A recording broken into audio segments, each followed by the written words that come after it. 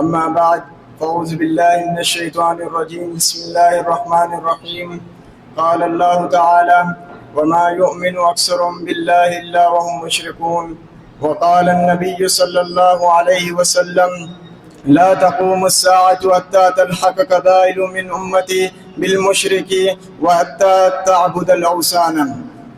سامعین محترم، یہ ایک ناقابل تردید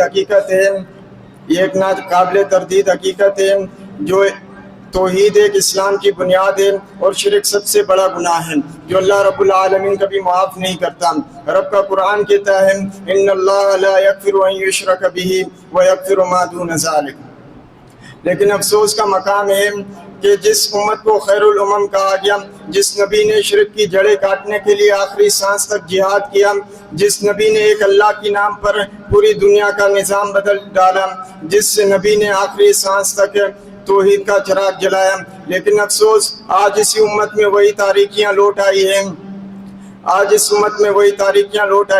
سامعین کرام، آج میں جو بات کرنے جا رہا ہوں وہ کوئی عام بات نہیں یا کوئی عام مسئلہ نہیں، یہ وہ زخم ہے، یہ وہ نقطہ ہے، یہ وہ عقیدہ ہے جس نے پورے امت محمدیہ کی بنیاد ہلا دی ہے، اور وہ عقیدہ ہے غیر اللہ سے مدد مانگنا.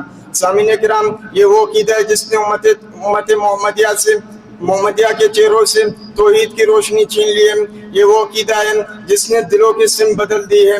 یہ وہ عقیدہ ہے جس نے لوگوں کے ہاتھوں کی جھولیوں کو اللہ سے ہٹا کر دوسروں کی طرف پھیر دیا ہے. رب کا قرآن کہتا ہے وَلَا تَدْعُوا مَعَ اللَّهِ إِلَٰهًا آخَرَ لَا إِلَٰهَ إِلَّا هُوَ. اسی طرح سنن ترمذی کی روایت ہے اِذَا سَأَلْتَ فَاسْأَلِ اللَّهَ وَإِذَا اسْتَعَنْتَ فَاسْتَعِنْ بِاللَّهِ. اسی طرح امت محمدیہ میں شرکی عقائد میں سے ایک اور شرکی عقیدہ یہ ہے کہ لوگ تعویذ اور دھاگے پر اندھا یقین کرتے ہیں. سامعین کرام، یہ وہ عقیدہ ہے جو لوگوں کے گھروں میں دیکھا جاتا ہے. بچوں کے گردنوں میں، بچوں کے بازوؤں میں یہ دھاگا اور تعویذ باندھا جاتا ہے، اور وہ سمجھتے ہیں کہ یہ چھوٹا سا دھاگا اور تعویذ جو ہے انہیں ہر نقصان سے بچائے گا اور ہر بلا کو دور کر دے گا. لیکن دراصل یہ عقیدہ بالکل قرآن اور حدیث کے خلاف ہے. رب کا قرآن کہتا ہے وَمَا يُؤْمِنُ أَكْثَرُهُم بِاللَّهِ إِلَّا وَهُم مُشْرِكُونَ.